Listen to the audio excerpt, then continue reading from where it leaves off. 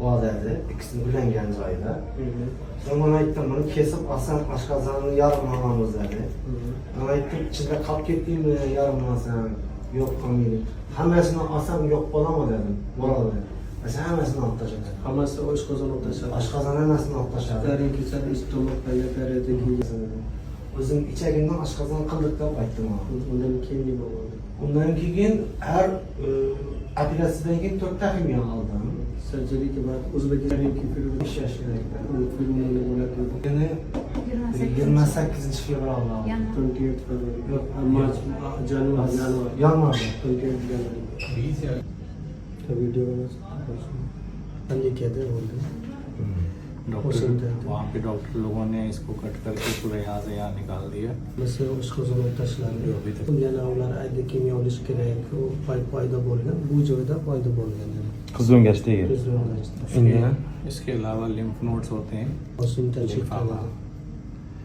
कैंसर इसमें भी चला हमको tomero vein u ichida ham foyda bo'lgan limfatikularda paydo bo'lgan qilish kerak operatsiya paytida ular nima qiladi bu yerda paydo bo'lgan yangi o'simtalarni tashlash kerak va kichkina limfa to'g'onlar ham bor u ham olib tashlash kerak hammasini इसके चारों तरफ जो green yashil ranglik bor u limfa to'g'onlar bu kasallik lymph nodes पे o'simta paydo bo'lgan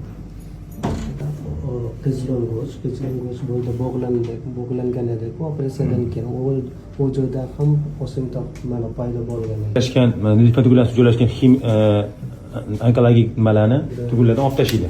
Olib tashlasa bo'ladi, yo'li bor. Tushunarli. Mana javoblar. Mana shu kimyodan oldin o'simta kasallik eski javob Bu yerda kimyo oldilar mana Hindistonda. yangi javobda yo'q Dohiga Shunda yana bu yerda bu sariq rang bu kasallik o'simta joyda yo'q xuddi shunday bu yerda ko'p joyda bor lekin bu yerda ko'ryapsiz bu yerda yo'q yangi joyda bitta joyda qoldi faqat Bu Hindistonda olingan kimyolardan keyin mana shu Zafar akam olganlar, to'g'rimi?